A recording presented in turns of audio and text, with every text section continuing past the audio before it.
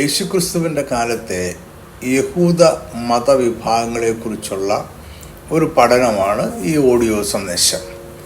യേശുവിൻ്റെ കാലത്ത് യഹൂദന്മാരുടെ ഇടയിൽ പ്രധാനമായും 4 മതവിഭാഗങ്ങളുണ്ടായിരുന്നു. അവർ സദൂക്യർ, പരീശന്മാർ, ശാസ്ത്രിമാർ, എസൻസ് എന്നിവരായിരുന്നു. ഇവരെ കൂടാതെ 2 രാഷ്ട്രീയ വിഭാഗങ്ങൾ കൂടി ഉണ്ടായിരുന്നു. ഇവരെ എരിവുകാരെന്നും സിക്കാരി എന്നും വിളിച്ചിരുന്നു. വിവിധ യഹൂദ മതവിഭാഗങ്ങളിൽ സദൂക്യർ, ശാസ്ത്രിമാർ, പരീശന്മാർ എന്നിവരുമായി യേശു ഭിന്ന അഭിപ്രായത്തിലായിരുന്നു എന്ന് സുവിശേഷങ്ങളിൽ സാക്ഷിക്കുന്നു. യേശുവുമായി വാദപ്രതിവാദത്തിനും എസൻസ് വിഭാഗക്കാർ വന്നിരുന്നതായി രേഖപ്പെടുത്തിയിട്ടില്ല. യോഹന്നാൻ സ്നാപകൻ എസൻസ് എന്ന വിഭാഗത്തിലെ അംഗമായിരുന്നു എന്ന് വേദപണ്ഡിതന്മാർ പറയുന്നു. സദൂക്യർ, പരീശന്മാർ, എസൻസ് എന്നിവർ പ്രബലമായ മതവിഭാഗങ്ങളായി ഉദയം ചെയ്തത് ഹാസ്മോനിയൻ ഭരണകാലത്താണ്. BC 142 മുതൽ 63 വരെ യഹൂദയെ ഭരിച്ചിരുന്ന രാജവംശമാണ് ഹാസ്മോനിയൻ രാജവംശം. ഇവർ 4 കൂട്ടർക്കുമിടയിൽ കാര്യമായ അഭിപ്രായ വ്യത്യാസങ്ങളുണ്ടായിരുന്നു. സദൂക്യരും പരീശന്മാരും ഹാസ്മോനിയൻ രാജവംശത്തെ അനുകൂലിച്ചിരുന്നില്ല എന്ന് കരുതപ്പെടുന്നു. അക്കാലത്ത് അവർ എണ്ണത്തിൽ വളരെ ചുരുക്കമായിരുന്നു, എന്നാൽ സമൂഹത്തിൽ വളരെ സ്വാധീനം ചെലുത്തിയിരുന്നു. യേശുവിൻ്റെ കാലത്ത് യഹൂദന്മാരുടെ സമൂഹത്തിൽ വളരെ സ്വാധീനമുണ്ടായിരുന്ന ഒരു മതവിഭാഗമായിരുന്നു സദൂക്യർ. ഇവരുടെ രൂപീകരണത്തെക്കുറിച്ചോ ആദ്യകാല ചരിത്രത്തെക്കുറിച്ചോ അധികം കാര്യങ്ങൾ നമുക്ക് അറിഞ്ഞുകൂടാ. ചാവുകളിൽ ചുരുളുകളിൽ സദൂക്യരെക്കുറിച്ചുള്ള ചില പരാമർശങ്ങളുണ്ട്. യഹൂദ ചരിത്രകാരനായ ഫ്ലേവിയസ് ജോസഫസിൻ്റെ രചനകൾ, പുതിയ നിയമം, AD 2-ാം നൂറ്റാണ്ടിലെ യഹൂദ റബിമാരുടെ കൃതികൾ എന്നിവയിൽ ഇവരെക്കുറിച്ച് പറയുന്നുണ്ട്. എന്നാൽ ഇതെല്ലാം സദൂക്യരെ വിമർശന ബുദ്ധിയാ കാണുന്നവയാണ്. അതിനാൽ ഇവയിൽ നിന്ന് ലഭിക്കുന്ന വിവരങ്ങൾ കൃത്യത ഉള്ളതാ ആയിരിക്കണമെന്നില്ല. സദൂക്യർ എഴുതിയ യാതൊരു കൃതികളും യെരുശലേം ദൈവാലയത്തിൻ്റെ തകർച്ചയ്ക്ക് ശേഷം അവശേഷിക്കുന്നില്ല. അവിടെ രചനകൾ ആലയം നശിപ്പിക്കപ്പെട്ടപ്പോൾ കൂട്ടത്തിൽ നശിച്ചു പോയിരിക്കാം. സദൂക്യർ പഴയ നിയമത്തിലെ രാജാക്കന്മാരുടെ കാലം മുതൽ ദൈവാലയത്തിലെ പുരോഹിത വർഗമായിരുന്നു. സദൂക്യർ എന്ന പേര് BC 10-ാം നൂറ്റാണ്ടിൽ ദാവീദ്, ശലോമോൻ എന്നീ രാജാക്കന്മാരുടെ കാലത്ത് മഹാപുരോഹിതനായിരുന്ന സാദോക്ക് എന്ന വ്യക്തിയിൽ നിന്നും ഉളവായത് ആയിരിക്കാം. സാദോക്കായിരുന്നു ശലോമോന്റെ ദൈവാലയത്തിൽ ശുശ്രൂഷ ചെയ്തിരുന്ന ആദ്യത്തെ മഹാപുരോഹിതൻ.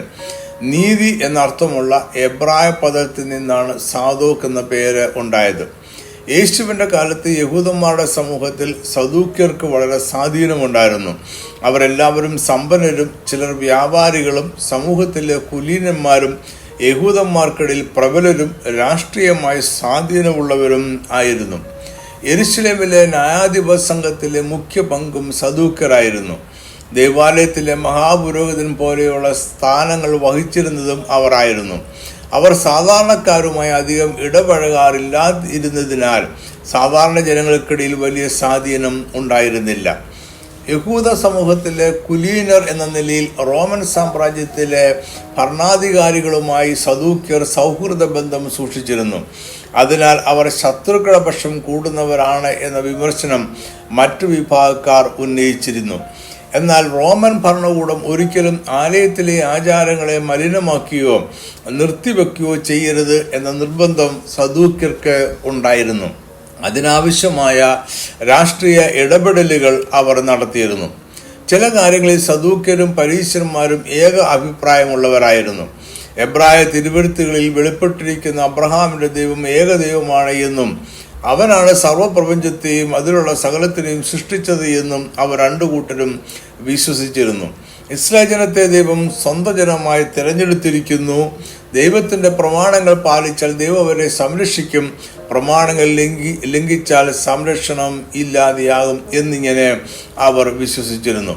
എന്നാൽ പൊതുവായ ഈ വിശ്വാസങ്ങൾക്ക് വെളിയിൽ പരീശന്മാരും സദൂക്യരും തമ്മിൽ പല കാര്യങ്ങളിലും അഭിപ്രായ വ്യത്യാസമുണ്ടായിരുന്നു. മതപരമായ സദൂക്യർ ഉപദേശങ്ങളിൽ യാഥാസ്ഥിതികരായിരുന്നു. എന്നാൽ പരീശന്മാർ യഹൂദ സമൂഹത്തിലേക്കുള്ള ഗ്രീക്ക് സംസ്കാരത്തിന്റെ അധിനിവേശത്തെ എതിർത്തപ്പോൾ സദൂക്യർ അതിനോട് മൃദു സമീപനം സ്വീകരിച്ചു. എഴുതപ്പെട്ട ദൈവവചനം മാത്രമേ സദൂക്യർ വിശ്വാസത്തിന് അടിസ്ഥാനമായി സ്വീകരിച്ചിരുന്നുള്ളൂ. യഹൂദന്മാരുടെ വായ്മൊഴി പാരമ്പര്യങ്ങളെ അവർ വിശ്വസിച്ചിരുന്നില്ല. സദൂക്യർ മോശ എഴുതിയ ഉൽപ്പത്തി മുതൽ ആവർത്തന പുസ്തകം വരെയുള്ള പുസ്തകങ്ങളുടെ ആധികാരികത കാത്തുസൂക്ഷിക്കുന്നതിൽ ശ്രദ്ധാലുക്കളായിരുന്നു. അവർ എഴുതപ്പെട്ട ന്യായപ്രമാണങ്ങളുടെ അക്ഷരാർത്ഥത്തിലുള്ള വ്യാഖ്യാനത്തെ സ്വീകരിച്ചു. മനുഷ്യരുടെ ദൈനംദിന കാര്യങ്ങളിൽ ദൈവം ഇടപെടുന്നില്ല എന്ന് അവർ വിശ്വസിച്ചു. എന്നാൽ മനുഷ്യരുടെ പുനരുത്ഥാനത്തിൽ അവർ വിശ്വസിച്ചിരുന്നില്ല. ന്യായപ്രമാണ പുസ്തകങ്ങളിൽ പറഞ്ഞിട്ടില്ല എന്നതിനാൽ മരണാനന്തര ജീവിതത്തിലും മരണത്തിന് ശേഷം ലഭിക്കുന്ന പ്രതിഫലത്തിലോ ശിക്ഷയിലോ അവർ വിശ്വസിച്ചിരുന്നില്ല. ദൂതന്മാരും ഭൂതാത്മാക്കളും ജീവിക്കുന്ന ആത്മീയ മണ്ഡലം ഉണ്ട് എന്നതിലും സദൂക്യർ വിശ്വസിച്ചിരുന്നില്ല. ദേവാലയത്തിലെ ആചാരങ്ങളിലായിരുന്നു അവരുടെ മുഖ്യ ശ്രദ്ധ. മോശയുടെ ന്യായപ്രമാണം, ദൈവാലയത്തിലെ യാഗങ്ങൾ എന്നിവ കർശനമായി പാലിക്കണമെന്ന ഉപദേശം അവർക്ക് ഉണ്ടായിരുന്നു. ദൈവത്തിൻ്റെ മുൻനിർണയം എന്ന ആശയത്തെ അവർ നിരാകരിച്ചു. ദൈവം തിന്മ ചിന്തിക്കുകയോ പ്രവർത്തിക്കുകയോ ചെയ്യുന്നില്ല. മനുഷ്യന് സ്വതന്ത്ര ഇച്ഛാശക്തി ഉണ്ട് എന്നതിനാൽ നന്മയോ തിന്മയോ തിരഞ്ഞെടുക്കുവാൻ കഴിയും. അവർ മരിച്ചവരുടെ ആത്മാക്കൾ വിശ്രമിക്കുന്ന ഇടമായ ഷെയോളിൽ വിശ്വസിച്ചിരുന്നു എന്ന് ചില വേദപണ്ഡിതന്മാർ അഭിപ്രായപ്പെടുന്നു. അന്താരാഷ്ട്ര ബന്ധങ്ങൾ കൈകാര്യം ചെയ്യുക, ആഭ്യന്തര വിഷയങ്ങളിലെ ഭരണനിർവഹണം, ന്യായാധിപ സംഘത്തിൽ അംഗമായിരിക്കുക, കരം പിരിക്കുക, സൈന്യത്തെ ശക്തീകരിക്കുകയും നയിക്കുകയും ചെയ്യുക, റോമൻ സാമ്രാജ്യവുമായുള്ള നയതന്ത്ര ബന്ധത്തെ ക്രമപ്പെടുത്തിക്കൊണ്ടുപോവുക, ആഭ്യന്തര പരാതികൾ പരിഹരിക്കുക എന്നിവ സദൂക്യരുടെ ഉത്തരവാദിത്തമായിരുന്നു. ന്യായാധിപ സംഘത്തിലെ ഭൂരിപക്ഷം പേരും സദൂക്യർ ആയിരുന്നു. യഹൂദ സമൂഹത്തിലെ മറ്റെല്ലാ മതവിഭാഗക്കാരെയും സംശയത്തോടെ മാത്രമേ അവർക്ക് നോക്കിക്കണ്ടുള്ളൂ. യേശുക്രിസ്തുവിന്റെ ശുശ്രൂഷയും അവർ എതിർത്തിരുന്നു. മറ്റു വിഭാഗക്കാർ ദൈവാലയത്തിലെ ആരാധനയിൽ കൈകടത്തുവാനുള്ള അവസരം റോമാക്കാർക്ക് നൽകും എന്ന് സദൂക്യർ ഭയപ്പെട്ടിരുന്നു. അവർ മതകാര്യങ്ങളിൽ വലിയ താല്പര്യം പ്രകടിപ്പിച്ചിരുന്നു എങ്കിലും ജീവിതം മലിനമായിരുന്നു. പരീശന്മാരുടെയും സദൂക്യരുടെയും പുളിച്ച മാവ് സൂക്ഷിച്ചുകൊള്ളുവിനെന്ന് യേശു ശിഷ്യന്മാരെ ഉപദേശിക്കുന്നുണ്ട്.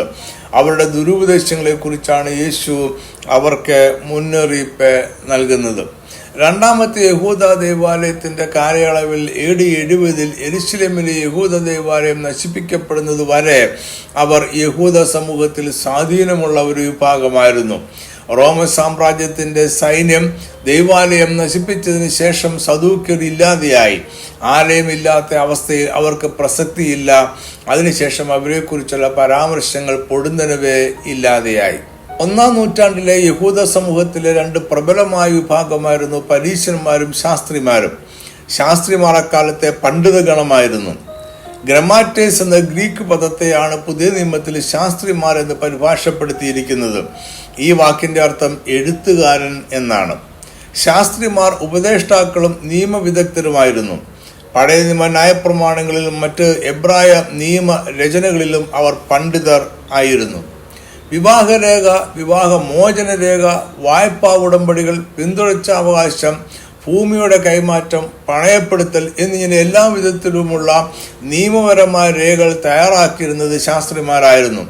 അവർ യഹൂദ നിയമങ്ങളെ വ്യാഖ്യാനിക്കുകയും അവയ്ക്ക് വിശദീകരണങ്ങൾ എഴുതുകയും ചെയ്തു. അവരുടെ ജ്ഞാനം, സമർപ്പണം, നിയമപാലനത്തോടുള്ള അനുസരണം എന്നിവ കാരണം യഹൂദ സമൂഹം അവരെ ബഹുമാനിച്ചിരുന്നു. ഇസ്രായേലിൽ പ്രവാചകന്മാർ ഉണ്ടായിരുന്ന പഴയ നിയമകാലത്ത് ശാസ്ത്രിമാരുടെ ജോലി ചരിത്രവും നിയമങ്ങളും എഴുതി സൂക്ഷിക്കുക, തിരുവെഴുത്തുകളുടെ പകർപ്പ് എഴുതി ഉണ്ടാക്കുക എന്നിവയായിരുന്നു. എന്നാൽ യഹൂദന്മാർ ബാബേൽ പ്രവാസത്തിലായിരുന്ന കാലത്ത് അവരുടെ ഇടയിൽ പ്രവാചകന്മാരുടെ എണ്ണം കുറഞ്ഞു വന്നു. ഈ വിടവിൽ ശാസ്ത്രിമാർ ഉപദേശകരും തിരുവെഴുത്തുകളുടെ വ്യാഖ്യാതാക്കളുമായി പ്രവർത്തിച്ചു. പ്രവാസത്തിലായിരുന്ന യഹൂദന്മാരുടെ ആത്മീയ ജീവിതവും ദൈവവിശ്വാസവും ദേശീയതയും കാത്തുസൂക്ഷിക്കുവാൻ ശാസ്ത്രിമാരുടെ പ്രവർത്തനങ്ങൾ വളരെ സഹായിച്ചു. മോശയുടെ ന്യായപ്രമാണം, യഹൂദ ജനത്തിന്റെ ചരിത്രം എന്നിവ പഠിപ്പിക്കുവാൻ അവർ ചെറിയ കൂട്ടങ്ങളെ ക്രമീകരിച്ചു. പ്രവാസത്തിൽ നിന്നും തിരികെ സ്വന്തം ദേശത്തേക്ക് വന്ന യഹൂദന്മാരിൽ അധികം പേർക്കും എബ്രായ ഭാഷ ആഴത്തിൽ ഗ്രഹിക്കുവാൻ കഴിഞ്ഞില്ല. ചിലർ അരാമിയ, കൽദയ ഭാഷകൾ സംസാരിക്കുന്നവരായി മാറിയിരുന്നു.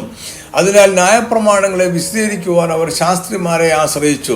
അതിനാൽ ശാസ്ത്രിമാർ പരസ്യമായി തിരുവെഴുത്തുകൾ വായിച്ച് കേൾപ്പിക്കുകയും ജനത്തിന് മനസ്സിലാകുന്ന ഭാഷയിൽ അതിനെ വിശദീകരിച്ച് നൽകുകയും ചെയ്തു. ഇങ്ങനെ പ്രവാസത്തിന് ശേഷം ശാസ്ത്രിമാരുടെ പ്രാധാന്യം വർദ്ധിച്ചു. ഇതിനൊരു ഉദാഹരണമാണ് പഴയ നിയമത്തിലെ എസ്ര എന്ന ശാസ്ത്രി.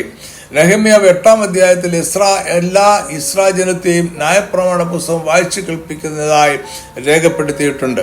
പഴയ നിയമത്തിലെ ഏറ്റവും ശ്രദ്ധേയനായ ശാസ്ത്രി എസ്ര ആണ്. അദ്ദേഹം അഹ്റോന്റെ പിൻതലമുറയിൽപ്പെട്ട ഒരു പുരോഹിതൻ കൂടിയായിരുന്നു. യഹൂദന്മാരുടെ ബാബേൽ പ്രവാസകാലത്തും അവർ സ്വന്തം ദേശത്തേക്ക് തിരികെ വന്നതിന് ശേഷവും അദ്ദേഹം അവർക്കിടയിൽ ശുശ്രൂഷ ചെയ്തിരുന്നു. ആദ്യകാലങ്ങളിൽ ശാസ്ത്രിമാരിൽ ഭൂരിപക്ഷവും പുരോഹിതന്മാരായിരുന്നു. അതിൽ ഗ്രീക്ക് സംസ്കാരത്തിന്റെ സ്വാധീനത്തിൽ പിന്നീട് ശാസ്ത്രിമാരുടെ ഇടയിൽ പുരോഹിതന്മാർ അല്ലാത്തവരുടെ എണ്ണം കൂടി വന്നു. ക്രമേണ അവർ ഉപദേഷ്ടാക്കന്മാരായും തത്വചിന്തകരും പകർപ്പെടുത്തുകാരും വ്യാഖ്യാതാക്കളും നിയമജ്ഞരുമായി മാറി. മക്കാബിയൻ ഭരണകാലത്ത് ശാസ്ത്രിമാർ സമൂഹത്തിൽ സ്വാധീനമുള്ളൊരു കൂട്ടരായി. അവർ ജ്ഞാനമുള്ളവരും ന്യായപ്രമാണത്തിന്റെ സൂക്ഷിപ്പുകാരുമായിരുന്നു. അവർക്ക് രാജ്യഭരണത്തിലും പങ്ക് ലഭിച്ചു. തിരുവെഴുത്തുകൾ നഷ്ടപ്പെടാതെ സൂക്ഷിക്കുക ശാസ്ത്രിമാരുടെ കടമയായിരുന്നു. അവർ അത് സൂക്ഷ്മതയോടെ പകർത്തി എഴുതുകയും പകർപ്പുണ്ടാക്കുകയും ചെയ്തു. പകർപ്പിന്റെ കൃത്യത ഉറപ്പുവരുത്തുവാനായി അക്ഷരങ്ങളും വാക്കുകളും വാചകങ്ങളും എണ്ണി നോക്കുക അവരുടെ രീതിയായിരുന്നു. പകർപ്പുകളിൽ പിശകുകൾ ഇല്ലാതിരിക്കുവാൻ അവർ പ്രത്യേകം ശ്രദ്ധിച്ചു. ന്യായപ്രമാണത്തെ അതിന്റെ ഉപദേശങ്ങളുടെയും ചരിത്രത്തിന്റെയും പശ്ചാത്തലത്തിൽ ആഴമായി പഠിപ്പിക്കുക അവരുടെ പതിവായിരുന്നു. പ്രശസ്തരായ ശാസ്ത്രിമാർക്ക് ശിഷ്യന്മാരുണ്ടായിരുന്നു. ന്യായാധിപസംഘത്തിൽ അവർ അംഗങ്ങളായിരുന്നു. അക്കാലത്ത് എല്ലാ ഗ്രാമത്തിലും ഒരു ശാസ്ത്രിയെങ്കിലും ഉണ്ടായിരുന്നു. ശാസ്ത്രിമാരുടെ സേവനം സൗജന്യമായിരുന്നു.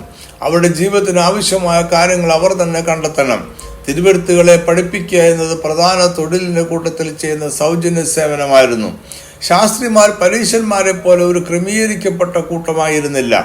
അവരുടെ കൂട്ടത്തിൽ ഗ്രാമങ്ങളിൽ ജീവിച്ചവരുണ്ടായിരുന്നു. എങ്കിലും പ്രധാനമായും അവർ യെരുശലേമിൽ പുരോഹിതന്മാരോട് ഒപ്പം ചേർന്ന് പ്രവർത്തിച്ചു.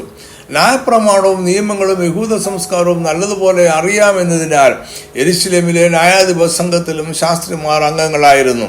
സാധാരണയായി പുരോഹിതന്മാരോടും മറ്റും മതരാഷ്ട്രീയ നേതാക്കന്മാരോടും സമ്പന്നരോടും ഇവർ കൂറുള്ളവർ ആയിരുന്നു. പുതിയ നിയമകാലത്ത് മാതൃകയില്ലാത്ത ശാസ്ത്രിമാരും നല്ലവരായ ശാസ്ത്രിമാരും ഉണ്ടായിരുന്നു. അപ്പോസ്തലനായ പൗലോസിനൊപ്പം പ്രവർത്തിച്ച ഒരു ശാസ്ത്രിയെക്കുറിച്ച് റോമർക്കെഴുതിയ ലേഖനത്തിൽ പരാമർശമുണ്ട്. ശാസ്ത്രിമാരും യേശുവും തമ്മിൽ പലപ്പോഴും സംഘർഷമുണ്ടായിരുന്നു. അക്ഷരങ്ങളുടെ കൃത്യതയിൽ അതീവ ശ്രദ്ധ കൊടുത്തിരുന്ന ശാസ്ത്രിമാർ അതിൻ്റെ ആത്മാവിനെ മറന്നു കളഞ്ഞു.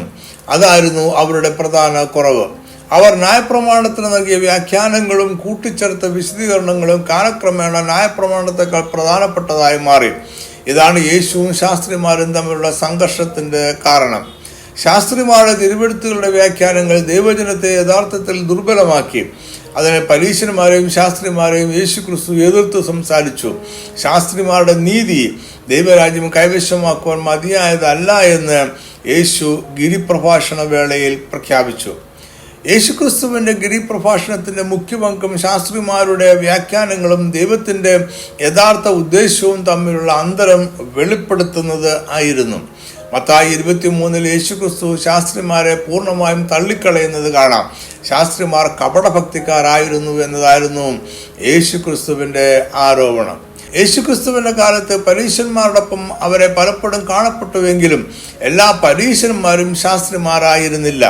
ചില ശാസ്ത്രിമാർ പരീശന്മാരായിരുന്നുവെങ്കിലും എല്ലാ പരീശന്മാരും ശാസ്ത്രിമാർ ആയിരുന്നില്ല. യേശുക്രിസ്തുവിൽ വിശ്വസിച്ചിരുന്നവരുടെ കൂട്ടത്തിൽ ചുരുക്കം ചില ശാസ്ത്രിമാരുണ്ടായിരുന്നു. എങ്കിലും അവരിൽ ഭൂരിപക്ഷവും അവനെ എതിർത്തു.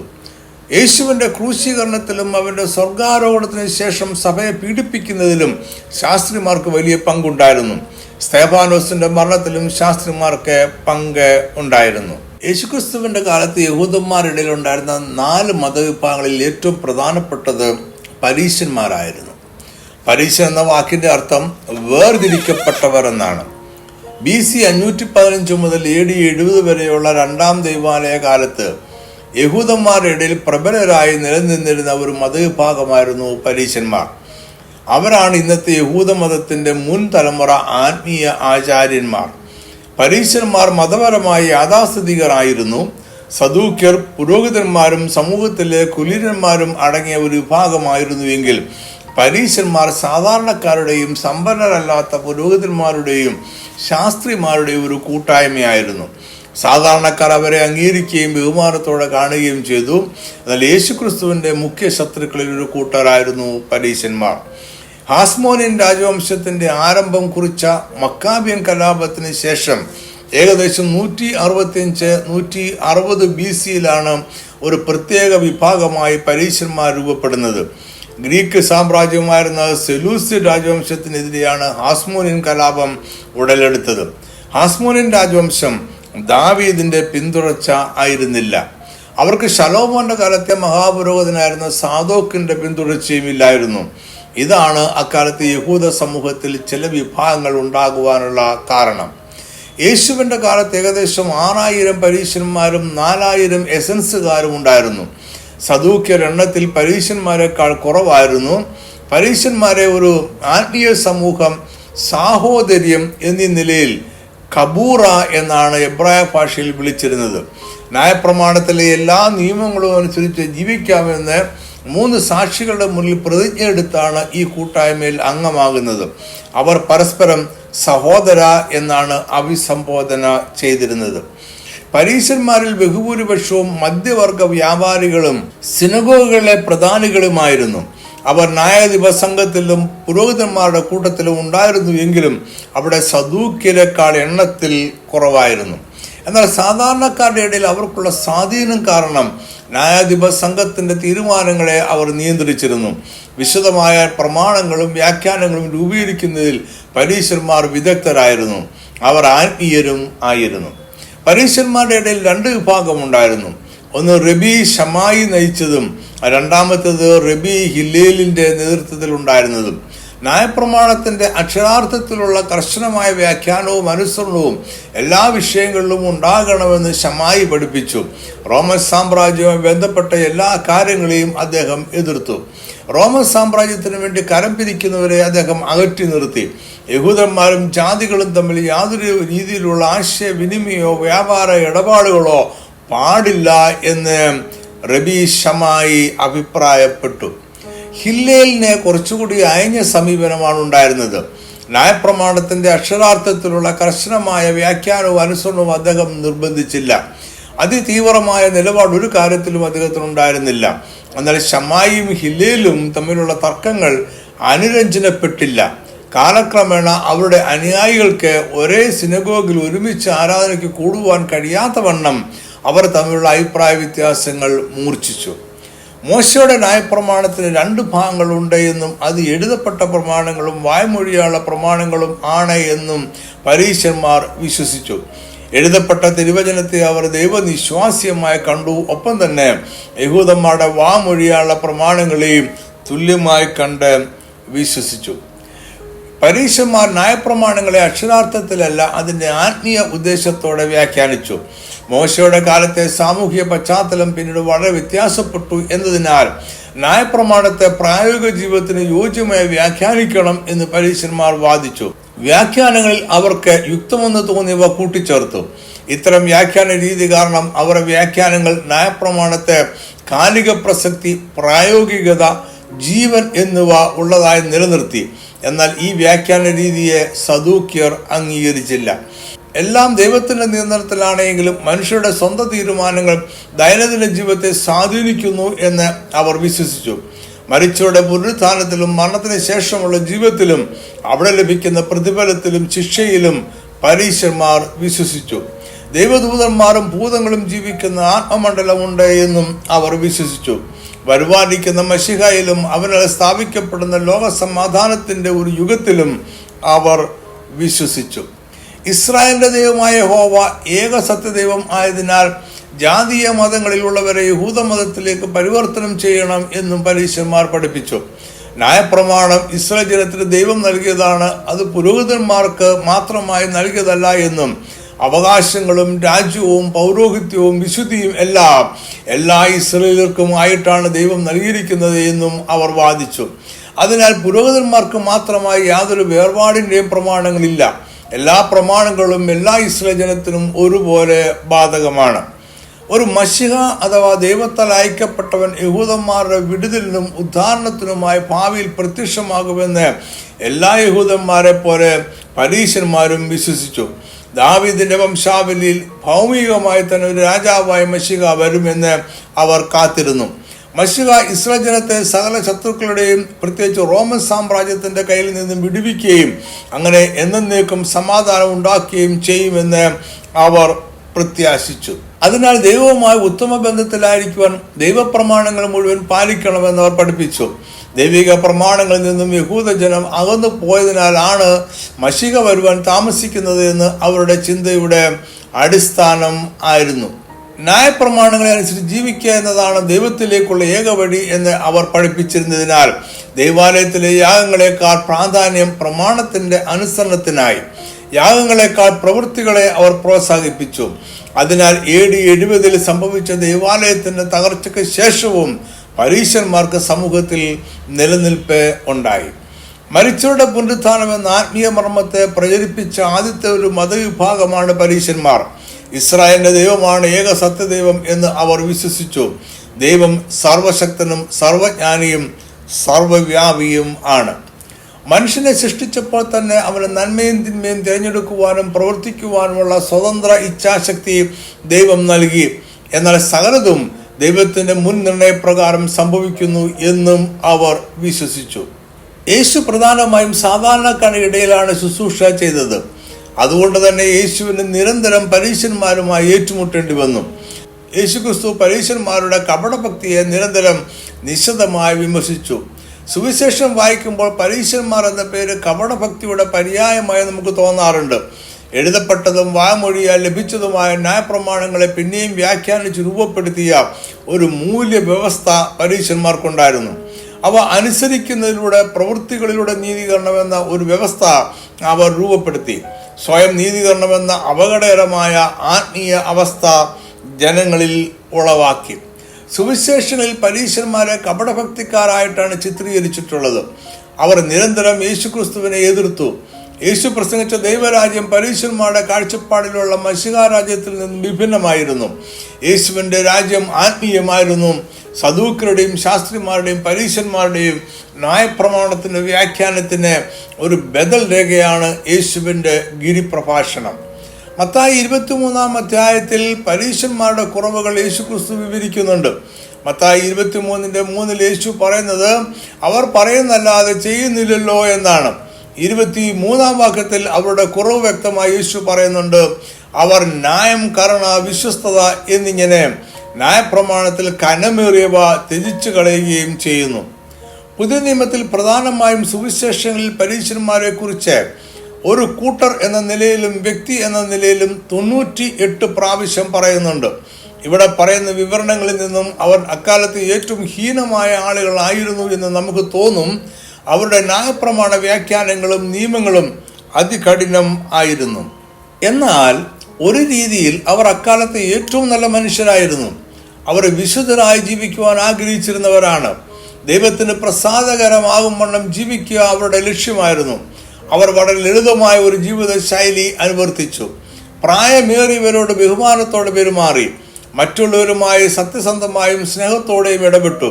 അവരുടെ പ്രമാണങ്ങളിലും അതിൻ്റെ അനുസരണത്തിലും അവർ ആത്മാർത്ഥത കാണിച്ചു. പ്രമാണങ്ങളുടെ വ്യാഖ്യാനത്തിലും അനുസരണത്തിലും അവർ അതിസൂക്ഷ്മതയുള്ളവർ ആയിരുന്നു.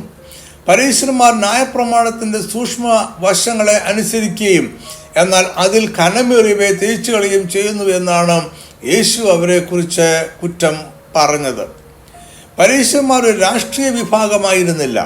അവർ പ്രധാനമായും പണ്ഡിതന്മാരുടെയും പുരോഹിതന്മാരുടെയും ഒരു സമൂഹം ആയിരുന്നു.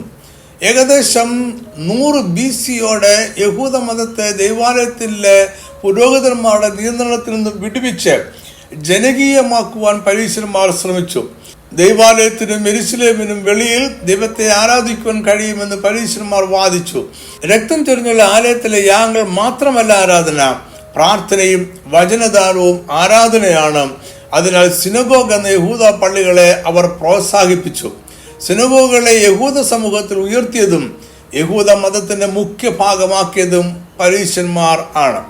സിനഗോഗുകൾ ആരംഭിക്കുന്നത് ബാബേൽ പ്രവാസ കാലത്താണ്. അവ യഹൂദ വീടുകളിലെ ചെറിയ കൂടിവരവുകളായിരുന്നു. പ്രാർത്ഥനയ്ക്കായും തിരുവെഴുത്തുകൾ പഠിക്കുവാനുമായിരുന്നു അവർ അപ്രകാരം കൂടി വന്നിരുന്നത്.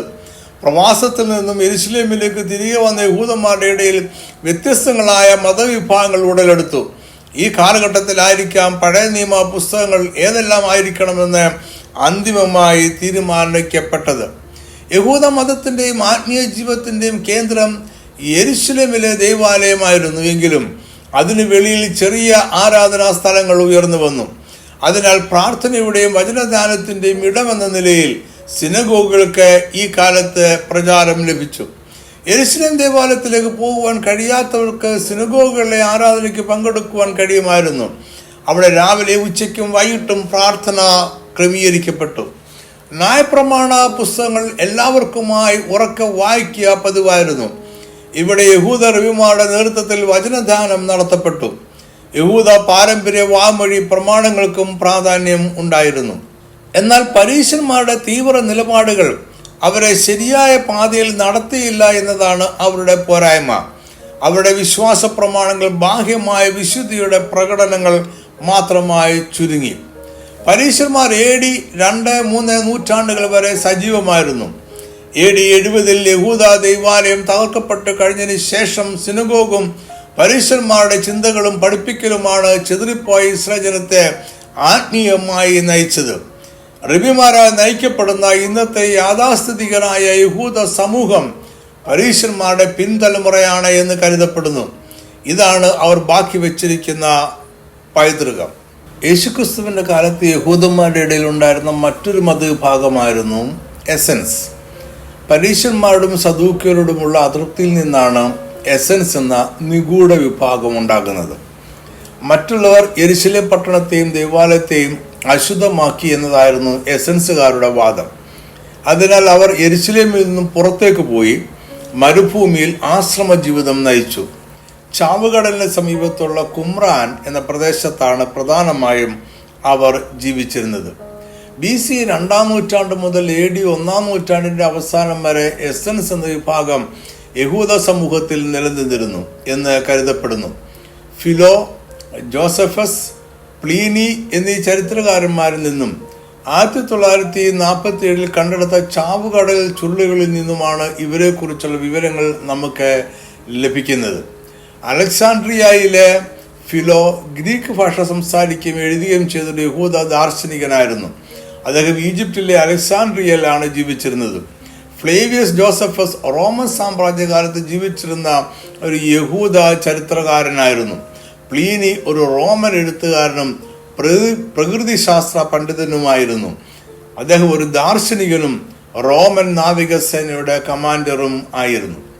1947 പുരാവസ്തു ഗവേഷകർ ഇവരെക്കുറിച്ചുള്ള വിവരങ്ങൾ അടങ്ങുന്ന ഒരു ഗുഹ കണ്ടെത്തിയത്. ഇവിടെ നിന്നും കണ്ടെത്തിയ ലിഖിതങ്ങളെയാണ് ചാവുകടൽ ചുരുൾ എന്ന് വിളിക്കുന്നത്. ഈ കണ്ടെത്തലോടെയാണ് എസൻസ് എന്ന വിഭാഗത്തെക്കുറിച്ച് ആധുനിക ലോകം ചർച്ച ചെയ്യുന്നത്. ഇത് അവരുടെ ഗ്രന്ഥശാലയായിരുന്നു എന്ന് കരുതപ്പെടുന്നു. ഇതിൽ എബ്രായ വേദപുസ്തകവും തിരുവെഴുത്തായി അംഗീകരിക്കപ്പെടാത്ത ചില രചനകളുടെ കയ്യെഴുത്തു പ്രതികളും യുദ്ധങ്ങളെക്കുറിച്ചുള്ള വിവരണങ്ങളും ദമാസ്കസ് ലിഖിതം എന്നറിയപ്പെടുന്ന അവരുടെ സമൂഹത്തിൻ്റെ പ്രമാണങ്ങളുമുണ്ട്. ഇതിൽ നിന്നെല്ലാം അവരുടെ ജീവിതം, ആചാരങ്ങൾ, ദൈവശാസ്ത്രം എന്നിവ മനസ്സിലാക്കാം. ഹാസ്മോനിയൻ ഭരണകാലത്ത് രാജ്യഭരണവും യെരുശലേം ദേവാലയത്തിലെ പൗരോഹിത്യവും തമ്മിൽ ഒരു ബന്ധം ഉടലെടുത്തു. ഹാസ്മോനിയൻ രാജവംശത്തിൻ്റെ ദാവീദിൻ്റെ തുടർച്ചയോ ശലോമോന്റെ കാലത്തെ മഹാപുരോഹിതനായിരുന്ന സാദോക്കിൻ്റെ തുടർച്ചയോ ഇല്ലാതിരുന്നതിനാൽ ഇതിൽ അസംതൃപ്തരായ ഒരു കൂട്ടം യഹൂദന്മാരാണ് പിന്നീട് എസൻസ് എന്ന വിഭാഗമായത്. ഇവർ സാദോക്ക് എന്ന മഹാപുരോഹിതന്റെ പിൻഗാമികളാണ് എന്നാണ് ഭൂരിപക്ഷം വേദപണ്ഡിതന്മാരുടെയും അഭിപ്രായം. യഹൂദ ന്യായപ്രമാണത്തോടും അതിൻ്റെ വ്യാഖ്യാനത്തോടും അവർക്ക് യാഥാസ്ഥിതികമായ ഒരു സമീപനമുണ്ടായിരുന്നു. സാദോക്കിൻ്റെ പിൻതലമുറയെ പുരോഹിതന്മാരായി അവർ അംഗീകരിച്ചു. അവർ യെശയ്യാ പ്രവാചകന്റെ പ്രവചന ശബ്ദം പ്രകാരം മശിഹയുടെ വരവിനായി വഴി ഒരുക്കുവാൻ മരുഭൂമിയിലേക്ക് പോയവരായിരുന്നു. അവർ ഏകദേശം 4000 പേരുണ്ടായിരുന്നുവെന്നും അവർ യഹൂദിയുടെ പല ഭാഗങ്ങളിലായി താമസിച്ചിരുന്നുവെന്നുമാണ് ചരിത്രകാരന്മാരായ ജോസഫസ്, ഫിലോ എന്നിവർ പറയുന്നത്. ചാവുകടലിലെ പടിഞ്ഞാറ് ഭാഗത്തുള്ള ഏൻഗതി പ്രദേശത്താണ് അവർ താമസിച്ചിരുന്നത് എന്നാണ് പ്ലീനിയുടെ അഭിപ്രായം. ആധുനിക പുരാവസ്തു ഗവേഷകരുടെ അഭിപ്രായത്തിൽ ചാവുകടലിന് സമീപത്തുള്ള യഹൂദ മരുഭൂമിയിലെ കുമ്രാൻ എന്ന സമതലത്തിലാണ് അവർ താമസിച്ചിരുന്നത്. മനുഷ്യ ചരിത്രം ദൈവത്താൽ മുൻ നിശ്ചയിക്കപ്പെട്ടതാണ്. യഹൂദ മതത്തിന്റെ ഗതി മാറിക്കൊണ്ടിരിക്കുന്നു. ദുഷ്ടത നിറഞ്ഞ ഇപ്പോഴത്തെ ലോകം അവസാനിക്കും. അതിനുശേഷം പുതിയൊരു രാജ്യം യഹൂദന്മാർക്കായി ഉണ്ടാകും എന്നിവ അവരുടെ മുഖ്യ വിശ്വാസങ്ങൾ ആയിരുന്നു. മനുഷ്യന്റെ പ്രവൃത്തികൾക്ക് വരുവാനിരിക്കുന്ന നാശത്തെയോ ദൈവത്തിന്റെ ഹിതത്തെയോ മാറ്റുവാൻ കഴിയുകയില്ല എന്ന് അവർ വിശ്വസിച്ചു. അവരുടെ വിശ്വാസ പ്രമാണങ്ങളിൽ വിശ്വസിക്കാത്ത യഹൂദന്മാർ ഉൾപ്പെടെയുള്ള എല്ലാ മനുഷ്യരും പിശാചിന്റെ സ്വാധീനത്തിലാണ് എന്ന് അവർ കരുതി. അവർ ആശ്രമ ജീവിതം, കൂട്ടായ ഒരുമിച്ചുള്ള ജീവിതം, മത ആചാരങ്ങളിലെ വിശുദ്ധി, മിതവ്യയം എന്നിവ പാലിച്ചിരുന്നു. എല്ലാ ദിവസവും എല്ലാവരും ആഹാരം പങ്കിട്ട് ഭക്ഷിച്ചു. അവർ ഒരേ വസ്ത്രധാരണ രീതി പിന്തുടർന്നു. ആചാരപ്രകാരമുള്ള വിശുദ്ധി, നന്മ, തിന്മ എന്നിങ്ങനെയുള്ള ദ്വൈതവാദത്തിൽ അധിഷ്ഠിതമായ ലോകത്തെക്കുറിച്ചുള്ള കാഴ്ചപ്പാടുകൾ എന്നിവ അവരുടെ സവിശേഷതകൾ ആയിരുന്നു. വർത്തമാനകാലം തിന്മ നിറഞ്ഞതും വരുവാനിരിക്കുന്ന മശിഹായുഗം നന്മ നിറഞ്ഞതുമാണ് എന്ന് അവർ വിശ്വസിച്ചു. അവർക്കിടയിൽ ആഹാരം കഴിക്കുന്നതിന് കർശനമായ പ്രമാണങ്ങളുണ്ടായിരുന്നു. പഴയ നിയമ തിരുവെഴുത്തുകൾ അവർ പകർത്തി എഴുതുകയും പ്രവാചകന്മാരുടെ പുസ്തകങ്ങൾക്ക് വ്യാഖ്യാനങ്ങളും വിശദീകരണങ്ങളും എഴുതുകയും ചെയ്തു. ആത്മാവിൻ്റെ അനശ്വരത, മരണത്തിന് ശേഷം ആത്മാവിനെ തിരികെ ലഭിക്കും, മരണത്തിന് ശേഷമുള്ള ദൈവിക ശിക്ഷാവിധി എന്നിവ അവരുടെ ദൈവശാസ്ത്രത്തിൻ്റെ പ്രധാന ഭാഗമായിരുന്നു. ശരീരത്തിൻ്റെ പുനരുത്ഥാനത്തിൽ അവർ വിശ്വസിച്ചിരുന്നുവോ എന്നതിൽ വിഭിന്ന അഭിപ്രായമുണ്ട്. വെള്ളത്താൽ കഴുകി ശുദ്ധി പ്രാപിക്കുക എന്നത് അവരുടെ ആചാരമായിരുന്നു. ഇതിനായി ശുദ്ധജലമായി മഴവെള്ളം പ്രത്യേകം സംഭരിക്കുമായിരുന്നു. ഇത്തരം ശുദ്ധീകരണത്തിന് മുമ്പായി മാനസാന്തരം അത്യാവശ്യമായിരുന്നു. പൊതുസമൂഹവുമായി ഇടകലർന്ന് ജീവിക്കുവാൻ അവർ ആഗ്രഹിച്ചില്ല. ഇവർക്ക് പണമോ സമ്പത്തോ ഇല്ലായിരുന്നുവെന്നും അവരിലെ പുരോഹിതന്മാർ അവിവാഹിതർ ആയിരുന്നുവെന്നും പ്ലീനി പറയുന്നു.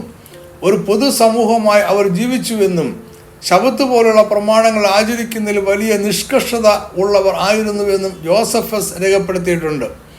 അവർ എല്ലാ ദിവസവും ആചാരപരമായി ശുദ്ധീകരണത്തിനായി വെള്ളത്തിൽ മുങ്ങി സ്നാനപ്പെടുകയും എല്ലാവരും ഒരുമിച്ച് ഭക്ഷണം കഴിക്കുകയും പ്രാർത്ഥിക്കുകയും ധർമ്മം കൊടുക്കുകയും ചെയ്യുമായിരുന്നു. മറ്റുള്ളവരോട് കോപിക്കുന്നതിനെ അവർ വിലക്കി. മുതിർന്നവരുടെ രചനകളെ ശ്രദ്ധയോടെ പഠിക്കുകയും രഹസ്യം സൂക്ഷിക്കുകയും ദൂതന്മാരുടെ പേരുകൾ പോലും ഉച്ചരിക്കുന്നതിൽ അതീവ സൂക്ഷ്മത പാലിക്കുകയും ചെയ്തു.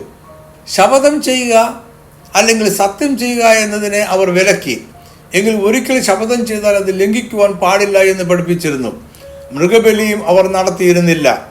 കള്ളന്മാരിൽ നിന്നുള്ള സംരക്ഷണത്തിനായി മാത്രം അവർ ആയുധങ്ങൾ കയ്യിൽ കരുതി. അവർ അടിമകളെ സൂക്ഷിച്ചിരുന്നില്ല. ആവശ്യങ്ങളിൽ അവർ പരസ്പരം സഹായിച്ചു. എല്ലാം പൊതുസ്വത്തായി അവർ കരുതി. വ്യാപാരം ചെയ്തിരുന്നില്ല. നീതിക്ക് വേണ്ടി നിലകൊള്ളുക എന്നത് എസൻസുകാരുടെ വിശ്വാസമായിരുന്നു. ഇതിനായി അനീതി നിറഞ്ഞ ലോകത്തെ ഉപേക്ഷിച്ചിട്ട് അവർ മരുഭൂമിയിൽ പ്രത്യേക സമൂഹമായി ജീവിച്ചു. മോശയുടെ ന്യായപ്രമാണം കർശനമായി പാലിക്കുകയും പഴയ നിയമ പ്രവാചകന്മാരെ അംഗീകരിക്കുകയും ചെയ്തു. ശബത്തും ശുദ്ധീകരണത്തിനായുള്ള സ്നാനവും ആചരിച്ചു. അന്ത്യകാലത്തെക്കുറിച്ചൊരു കാഴ്ചപ്പാട് അവർക്കുണ്ടായിരുന്നു.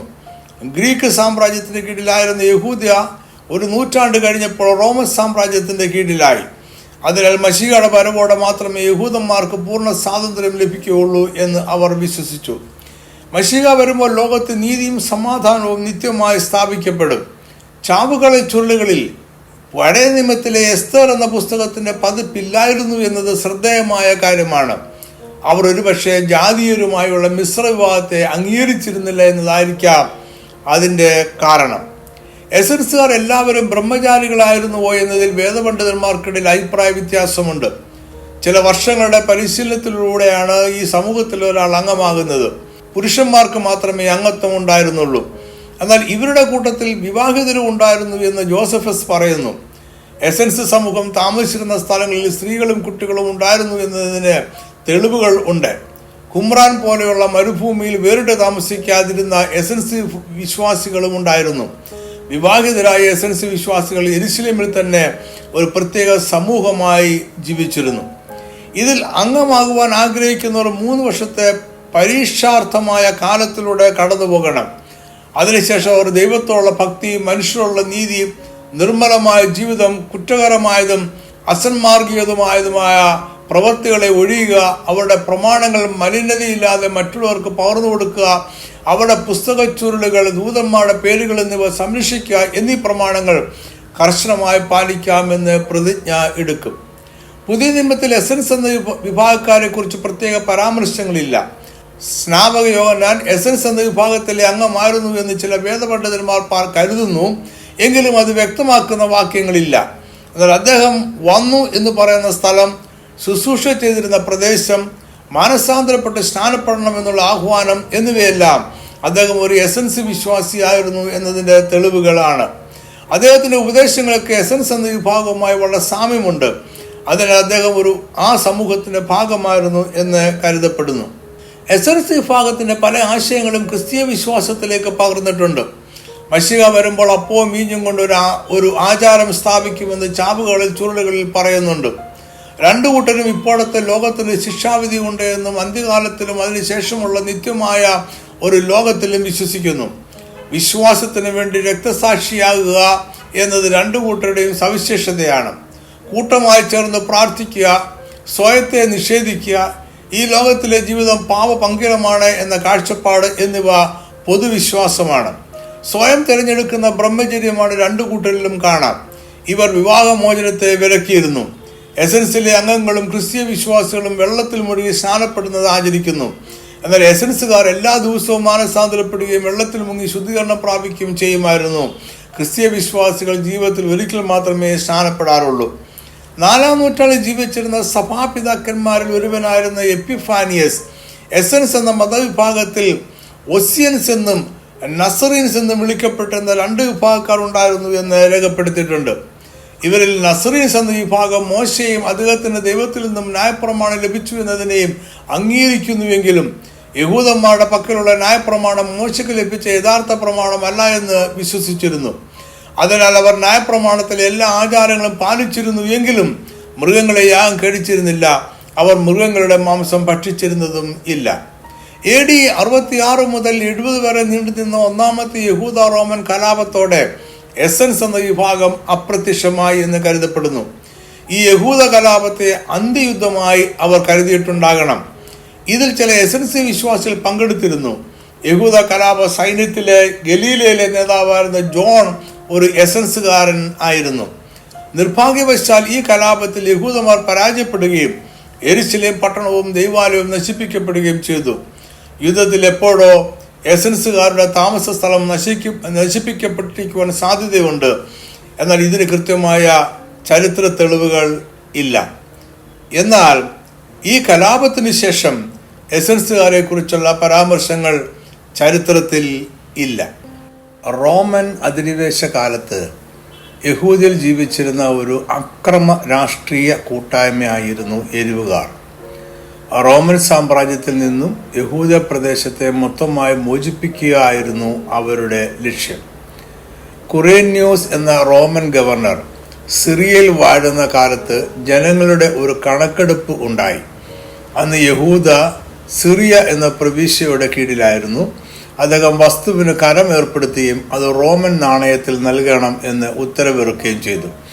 ഇത് യഹൂദന്മാരുടെ പാരമ്പര്യ വിശ്വാസത്തെ ഹനിക്കുന്നത് ആയിരുന്നു. റോമൻ നാണയങ്ങളിൽ ചക്രവർത്തിയുടെ രൂപം ആലേഖനം ചെയ്തിരുന്നു. ചക്രവർത്തിയെ ദൈവമായി കരുതി റോമക്കാർ അക്കാലത്തെ ആരാധിച്ചിരുന്നു. അതിനാൽ യഹോവ എന്ന ഏകദൈവത്തിൽ മാത്രം വിശ്വസിക്കുന്ന യഹൂദന്മാർക്ക് ചക്രവർത്തിയുടെ രൂപം ആലേഖനം ചെയ്യപ്പെട്ട റോമൻ നാണയങ്ങളുടെ വിനിമയം നിഷിദ്ധമായിരുന്നു. ഈ അസംതൃപ്തിയിൽ നിന്നാണ് എരിവുകാരുടെ ഉദയം. ഗലീലയിലെ യൂദാസ്, പരീശനായ സാദോക്ക് എന്നിവരായിരുന്നു ഈ കൂട്ടായ്മയുടെ സ്ഥാപകർ. പരീശന്മാരുടെ എല്ലാ ഉപദേശങ്ങളോടും ഇവർക്ക് യോജിപ്പായിരുന്നു. ഇവർ സ്വാതന്ത്ര്യത്തെ ഏറെ ഇഷ്ടപ്പെട്ടു.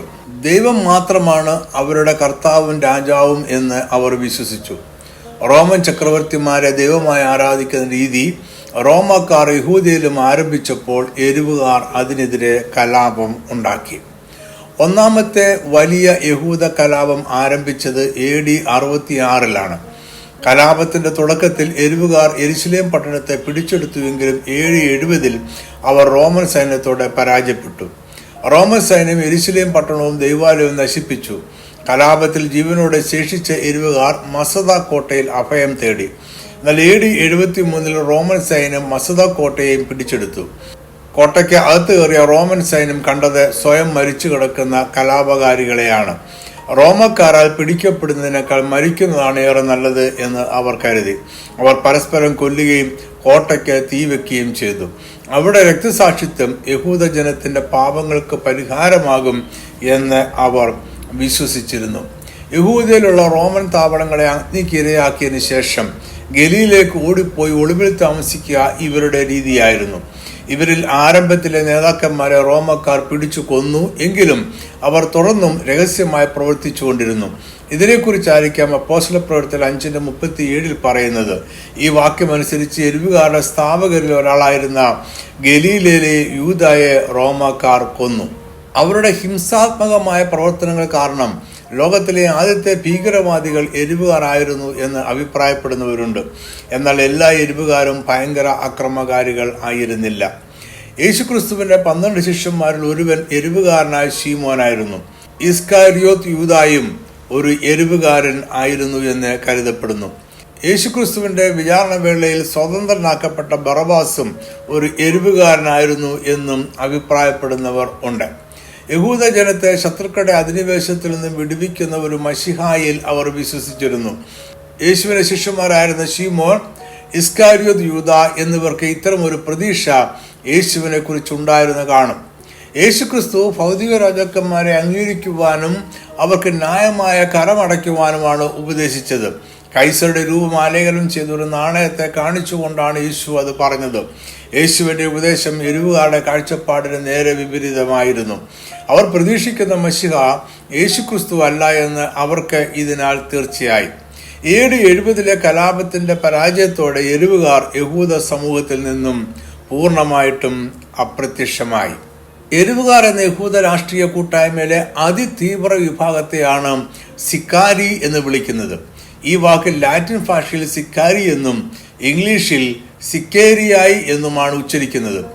ഇവിടെ ഈ സന്ദേശത്തിൽ തുടർന്ന് ലാറ്റിൻ ഉച്ചാരണം ഉപയോഗിക്കുകയാണ്. ഇവർ AD 1-ാം നൂറ്റാണ്ടിൽ യഹൂദന്മാരുടെ ഇടയിൽ ഉണ്ടായിരുന്ന ഒരു വിഭാഗം ആണ്. സിക്ക എന്ന് വിളിക്കപ്പെട്ടിരുന്ന ഒരു കത്തി അല്ലെങ്കിൽ ഒരു ചെറിയ വാൾ അവർ എപ്പോഴും വസ്ത്രത്തിനുള്ളിൽ ഒളിപ്പിച്ചു വെച്ചിരിക്കും. ഈ വാക്കിൽ നിന്നുമാണ് സിക്കാരി എന്ന പദമുണ്ടായത്. റോമൻ സാമ്രാജ്യത്തെ ഏതു വിധേനയും യഹൂദദേശത്തു നിന്നും തുരത്തുക, റോമൻ സാമ്രാജ്യത്തെ അനുകൂലിക്കുന്നവരെ ഇല്ലാതാക്കുക എന്നിവയായിരുന്നു അവരുടെ ലക്ഷ്യം. ശത്രുക്കളായി കരുതിയിരുന്നവരെ അവർ വസ്ത്രത്തിൽ ഒളിച്ചു വെച്ചിരുന്ന കത്തി കൊണ്ട് പിന്നിൽ നിന്ന് ആക്രമിക്കും. ആക്രമണത്തിന് ശേഷം വിദഗ്ധമായി ജനക്കൂട്ടത്തിനിടയിൽ ഒളിക്കുകയും അങ്ങനെ രക്ഷപ്പെടുകയും ചെയ്യുമായിരുന്നു. സിക്കാരികൾ ആദ്യം സമൂഹത്തിൽ പ്രത്യക്ഷമാകുന്നത് AD 57 റോമൻ ഗവർണർ ഫെലിക്സിന്റെ കാലത്താണ്. അവരുടെ ആദ്യത്തെ ശ്രദ്ധിക്കപ്പെട്ട അക്രമം മഹാപുരോഹിതനായിരുന്ന യോനാഥാനെ കൊന്നതാണ്. റോമക്കാരും യഹൂദരുമായിട്ടുള്ള സമൂഹത്തിലെ പ്രമുഖരെ തട്ടിക്കൊണ്ടുപോയി മോചനദ്രവ്യം ആവശ്യപ്പെടുക, അവിടെ മോചനത്തിന് പകരമായി തടവിലുള്ള സിക്കാരികളുടെ സ്വാതന്ത്ര്യം ആവശ്യപ്പെടുക എന്നിവ അവരുടെ പ്രവർത്തനങ്ങളായിരുന്നു. റോമൻ സൈന്യ വ്യൂഹത്തെയും റോമൻ സാമ്രാജ്യത്തിനു വേണ്ടി കരം പിരിക്കുന്നവരെയും അവർ ആക്രമിച്ചു. കരം പിരിവുകാരിൽ യഹൂദന്മാരും ഉണ്ടായിരുന്നു. ഇവരെ തട്ടിക്കൊണ്ടുപോയി കൊല്ലുക പതിവായിരുന്നു. ഇവർ പ്രധാനമായും ഗലീലയിലാണ് താമസിച്ചിരുന്നത്. എരിവുകാരിൽ ഭൂരിപക്ഷവും യെരുശലേമിലാണ് ശ്രദ്ധ കൊടുത്തിരുന്നത്. രണ്ടു കൂട്ടരും അന്നത്തെ പുരോഹിതന്മാരുടെ രീതികളെ എതിർത്തിരുന്നു. സിക്കാരികൾ ആരെയും രാജാവായി പ്രഖ്യാപിക്കാറില്ലായിരുന്നു. AD 66 ആരംഭിച്ച റോമൻ സാമ്രാജ്യത്തിനെതിരായ ഒന്നാമത്തെ യഹൂദ കലാപത്തിൽ ഇവർ സജീവമായി പങ്കെടുത്തിരുന്നു.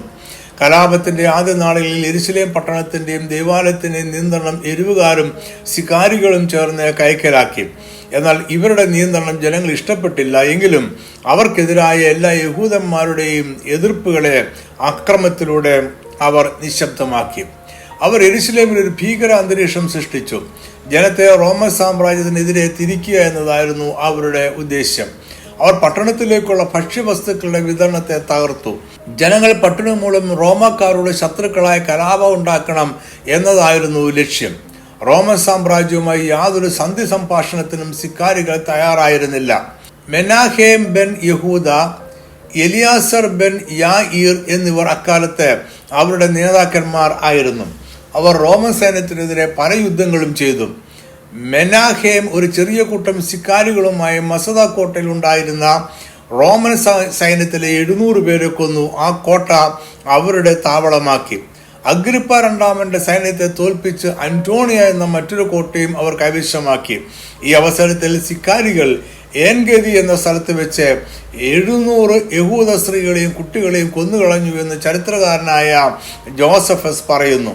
കലാപത്തിനിടയിൽ ചില അഭിപ്രായ വ്യത്യാസം കാരണം സിക്കാരി വിഭാഗത്തിലെ തന്നെ മറ്റൊരു കൂട്ടർ മെനാഹേമിനെ കൊല്ലുകയായിരുന്നുവെന്നും ചരിത്രകാരന്മാർ പറയുന്നുണ്ട്. AD 70 യഹൂദ കലാപത്തെ റോമൻ സൈന്യം പരാജയപ്പെടുത്തിയപ്പോൾ എലിയാസർ ബെൻ യായിർ അദ്ദേഹത്തിന്റെ അനുയായികളുമായി മസദ കോട്ടയിൽ അഭയം പ്രാപിച്ചു. AD 73 വരെ അവർ റോമൻ സൈന്യത്തോട് പൊരുതി നിന്നു. എങ്കിലും അന്ത്യത്തിൽ റോമാക്കാർ കോട്ട പിടിച്ചെടുത്തു. കോട്ടയിൽ പ്രവേശിച്ച റോമൻ സൈന്യം യഹൂദ കലാപകാരികൾ സ്വയം മരിച്ചു കിടക്കുന്ന കാഴ്ചയാണ് കണ്ടത്. ഇതോടെ സിക്കാരികൾ അപ്രത്യക്ഷമായി എന്ന് കരുതപ്പെടുന്നു. എന്നാൽ അവർ ചെറിയ കൂട്ടങ്ങളായി മറ്റു രാജ്യങ്ങളിലേക്ക് ചിതറിപ്പോയി എന്നും കരുതുന്ന ചരിത്രകാരന്മാരുണ്ട്. എങ്കിലും അവരുടെ പ്രവർത്തനങ്ങൾ പിന്നീട് ഉണ്ടായില്ല. അപ്പോസ്തല പ്രവൃത്തിയിൽ 21:38 അപ്പോസ്തല പൗലോസിനെ ഒരു സിക്കാരിയായി കുറ്റം ആരോപിക്കുന്നതായി രേഖപ്പെടുത്തിയിട്ടുണ്ട്. 1989 സിക്കാരികൾ എന്ന പേരിലും അവരുടെ പിൻഗാമികളാണ് എന്ന് അവകാശപ്പെട്ടുകൊണ്ടും ഒരു കൂട്ടർ ഇസ്രയേലിൽ ഉണ്ടായി. അവർ പലസ്തീനിൽ ചില ഭീകര ആക്രമണം നടത്തുകയും ചില യഹൂദ രാഷ്ട്രീയ നേതാക്കന്മാരെയും മാധ്യമ പ്രവർത്തകരെയും കൊല്ലുകയും ചെയ്തു. പിന്നീട് ശ്രദ്ധിക്കപ്പെട്ട മറ്റൊരു പ്രവർത്തനവും ഉണ്ടായിട്ടില്ല. അതിനാൽ ഇപ്പോൾ യേശുക്രിസ്തുവിന്റെ കാലത്തുണ്ടായിരുന്ന സിക്കാരികളില്ല എന്ന് പറയാം. ഈ പഠനം ഞാനിവിടെ അവസാനിപ്പിക്കുവാൻ ആഗ്രഹിക്കുന്നു. യേശുക്രിസ്തുവിന്റെ കാലത്ത് യഹൂദന്മാരുടെ ഇടയിൽ നിലവിലുണ്ടായിരുന്ന വിവിധ മത രാഷ്ട്രീയ വിഭാഗങ്ങളെ കുറിച്ചുള്ള ഒരു വിവരണമാണ് നിങ്ങൾ കേട്ടുകൊണ്ടിരുന്നത്. ഇത് നിങ്ങൾക്ക് അനുഗ്രഹമായിരുന്നു എന്ന് വിശ്വസിക്കുന്നു. ദൈവം നിങ്ങളെ സമൃദ്ധമായി അനുഗ്രഹിക്കട്ടെ. ആമേൻ.